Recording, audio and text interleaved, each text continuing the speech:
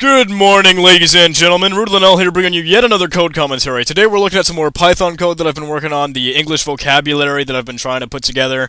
You've seen lots of footage of this already. I still have plenty more footage for this. Right now, what you're watching right now is just me finishing up the words and the definitions and things that actually need to be imported.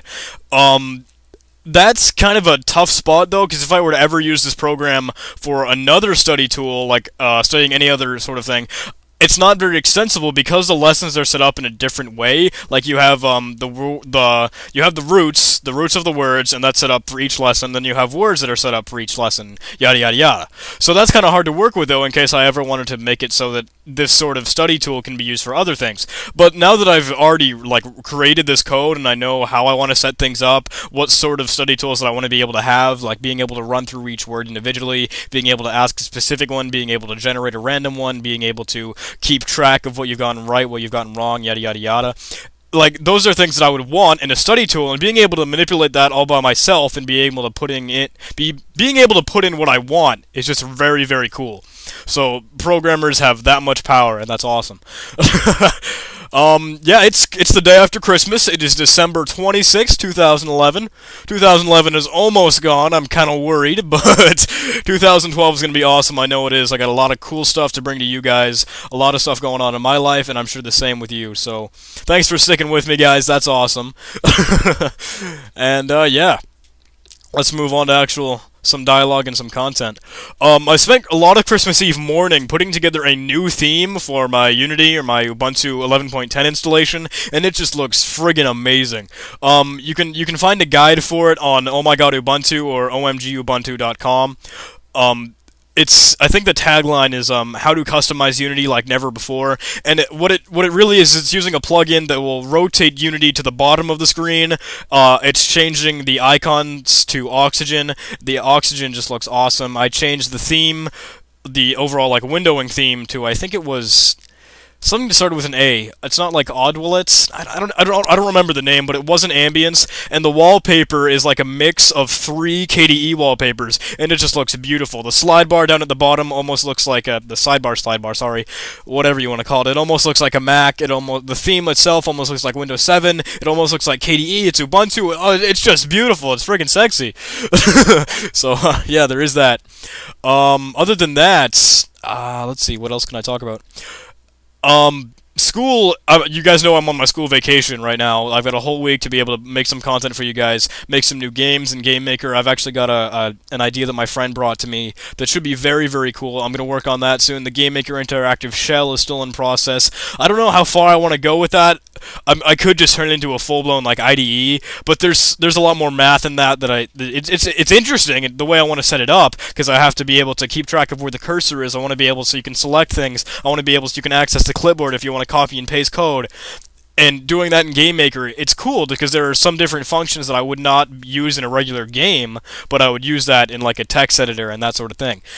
And being able to recognize words like syntax highlighting, if you were to type in a function that actually is a GameMaker function, I want it to be able to turn that turn that text a different color. So you would get the brain or the notification in your head that, okay, this is actually real code.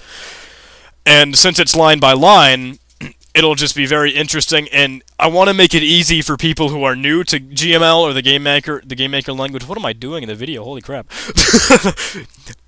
But yeah, there is that. I don't know if I treated it a lot like Idle, or if I should treat it a lot like Idle, and that you would be able to write, what am I thinking, actual GML code. I don't know why I would ever want to do that, because if you were actually writing GML code as if it were like a script or a program, you would obviously do that in GameMaker. But the GML Idle, or the GML Interactive Shell, whatever you want to call it, the project, it's just more line by line and just for experimentation and that sort of thing. I do want to make inline errors like Idle does, so it doesn't. I don't want to have it so it'll show a message.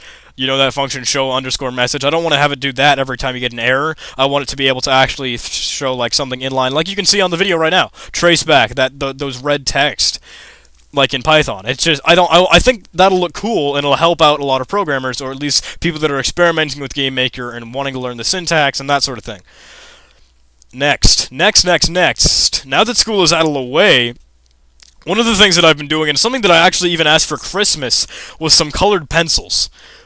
Like, I've been using a lot of colored pencils, and I'm trying to actually create like a structured, formatted way of taking notes in class. Because you know that I'm a programmer. I'm interested in ways that you can relate ideas with color, and you can use indentation and white space and formatting, and just make things look good, and be able to relate ideas together, and having a structured document style and that sort of thing.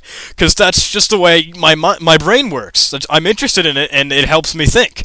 So I've been using actually colored pencils in my notes, and I would use a little bit of syntax highlighting. I'll be completely honest with you.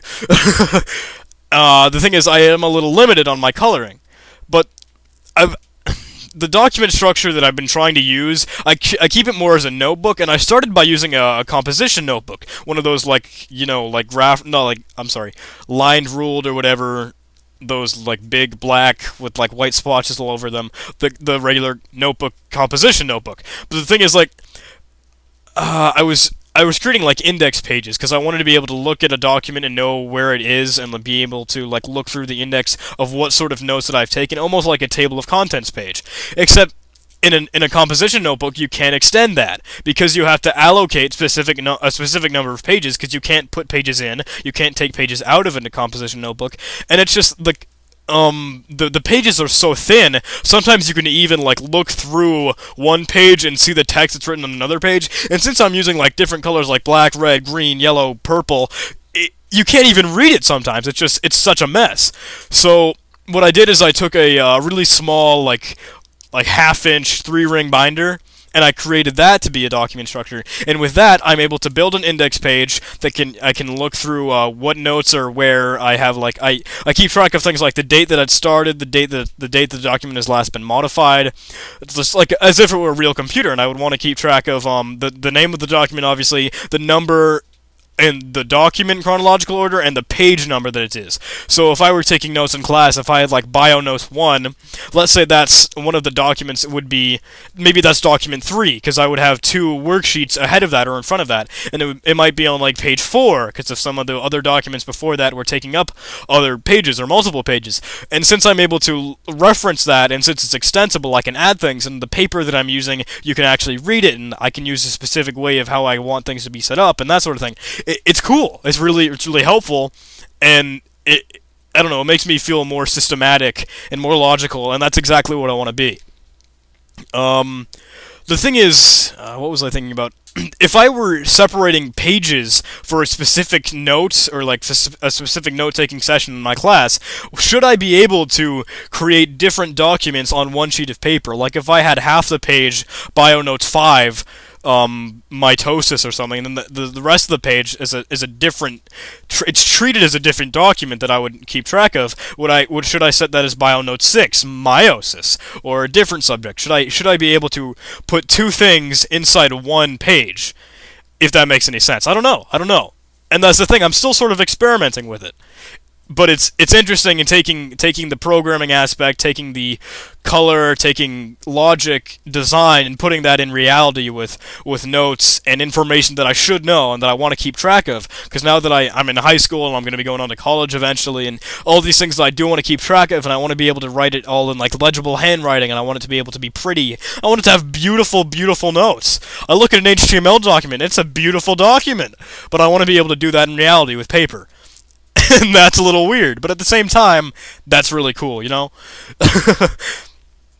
So yeah, that's all I've got for the table today, guys. Thank you so much for listening. I'm running out of time here. I got maybe 30 seconds left, so I'll try and wrap up the code commentary here. I hope you guys have a wonderful Christmas. I know I did. It was awesome to be with friends and family, be with loved ones, and all that really cool jazz. New Year's is coming up, and that's going to be even better. The holiday season, I'm loving it. We actually got snow here, and that was really awesome, because we went like the whole damn season without snow. Alright guys, thank you so much for listening again. It'd be awesome if you could comment, like, subscribe, favorite, I don't know, do your thing guys. Thank you so much. Bye.